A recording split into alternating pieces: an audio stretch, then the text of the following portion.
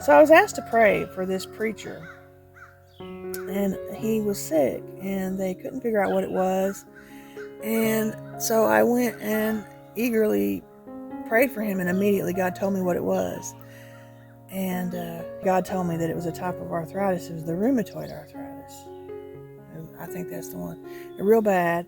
And the devil immediately screamed at me in my head and said, well, don't tell him that. You'll scare him to death. And I just in my, I just froze up, and I don't know what happened. But I didn't pray and rebuke that illness. I had to go back and repent to him. But, he had already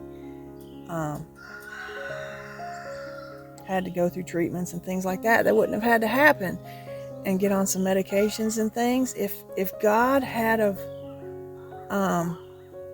not allowed that, though, I wouldn't have learned this lesson, that you have to recognize the voice of the enemy. So now anytime I'm praying or getting ready to minister or getting ready to do something God said to do, and I felt it in my spirit, that still voice, and I hear, oh, don't do that, oh, this or that, some kind of fear, I immediately just go for it, because I know the devil is trying to stop me, and it must be very, very important that I accomplish the task at hand or do what God has said. It's very, very important, and the devil sees it. He's like, oh, stop, don't do it. You understand, he's watching us. He's not intelligent, really. He's just shrewd, and he's always watching us, and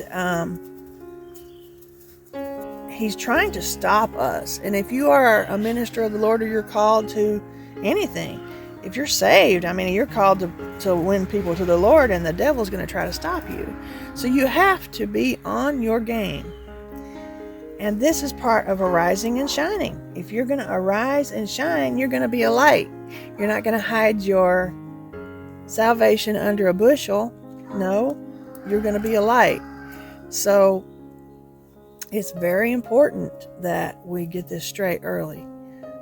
So I encourage you to do that. I encourage you to pray and ask God to make it very clear to you. And for a while you're learning, ask him to be loud. Ask him to make sure that you hear him more, and that it would help you to identify. But just always know that he will get quieter after a while, because he expects you to operate out of your spirit, not your flesh. Your flesh, the devil can scream at you, and you're like, and you freeze up, your flesh, right? But in the spirit, a tornado could go by and you don't, nothing's going to faze you, because you know that you are with God. And when you're in the spirit, things happen that are unusual to the natural, and you just know that. So let's arise and shine. Let's arise and shine today.